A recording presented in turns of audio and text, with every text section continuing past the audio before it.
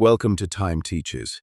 Today we embark on a timeless journey into an ancient Japanese philosophy, a profound roadmap guiding humanity toward absolute mastery in any chosen endeavor.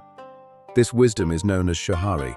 Originating in quiet martial arts dojos, its power transcends the boundaries of swordplay, serving as a universal compass for evolving from novice to master. Our journey begins with Yamato, a young man with a burning desire. He didn't just want to wield a sword, he yearned to embody the immortal spirit of the samurai.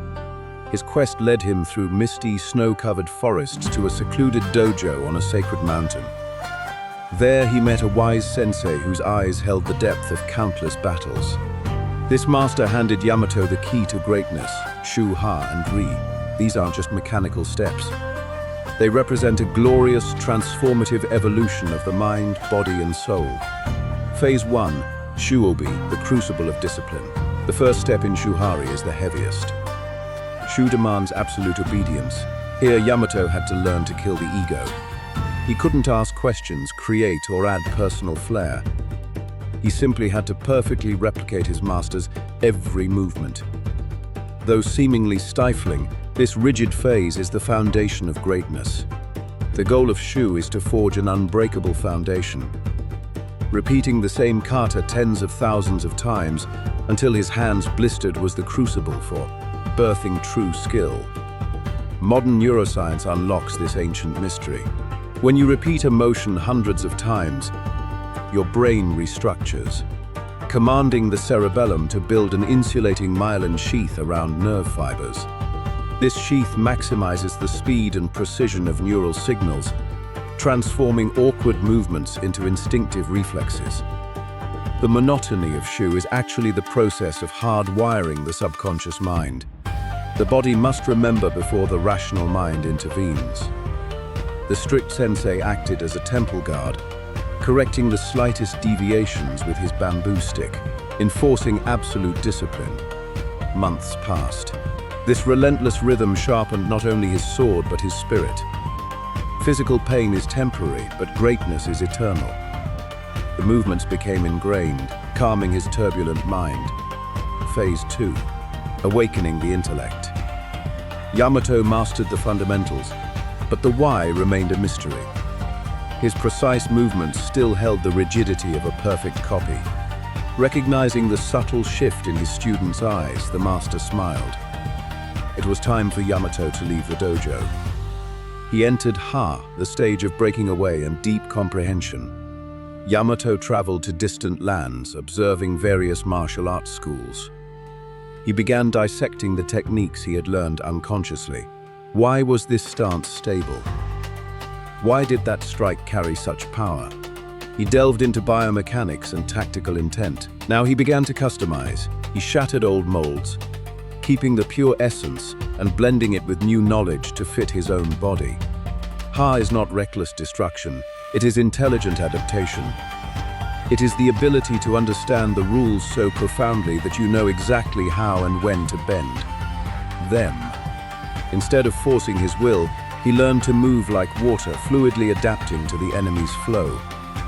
His rigid foundation melted into an incredibly versatile weapon, molded by his unique signature. Phase 3 Rai, transcend, becoming the art. Years later, Yamato returned to the mountain. Facing his master, no words were needed. A duel commenced, peaceful as a cosmic dialogue. Yamato had reached Ri, the ultimate state. There were no techniques, no forms, no conscious thought. Every action flowed spontaneously, perfectly synchronized with the reality of the present moment. He no longer used swordsmanship, he became it. The sword was merely an extension of his heightened intuition. Like water, he adapted flawlessly to every variable without a second of hesitation. This is absolute freedom when fundamental principles dissolve into your bloodstream, becoming as natural as breathing. Ri is not an end, but a new state of effortless, pure presence. The symphony of Shuhari today, Yamato's story isn't buried in feudal history. Shuhari is an eternal framework echoing in the modern world. The path from novice to master never changes. A modern programmer starts in Shu, strictly typing code syntax and memorizing data structures. In Ha, they understand system architecture, testing new models and breaking old codes to optimize performance. In Re, the programmer doesn't think about languages. They see the solution instantly, their hands dancing on the keyboard like a jazz pianist, improvising a flawless, elegant masterpiece. A master chef begins in Shu, meticulously weighing spices and following exact temperatures. In Ha, they explore chemical reactions, blending distinct culinary traditions to create their own unique flavor profile. Reaching Re, the chef discards recipes entirely. They taste the day's fresh ingredients and let pure intuition guide their hands, effortlessly creating a perfectly balanced, world-class culinary masterpiece.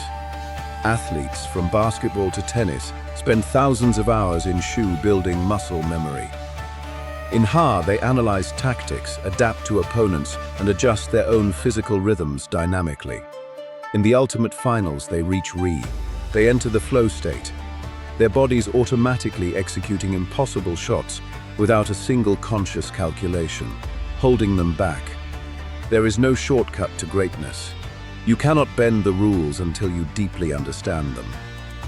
Embrace the discipline of Shu, the courage of Ha, and the freedom of Re. True mastery is not a destination, but a lifelong, joyful expression of your true self.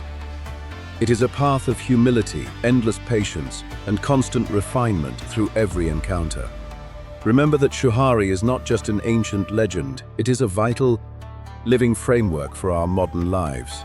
It is the key to unlocking your highest human potential.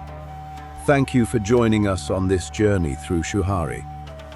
May you find your own path to mastery, embracing discipline, humility, and endless patience. Time teaches.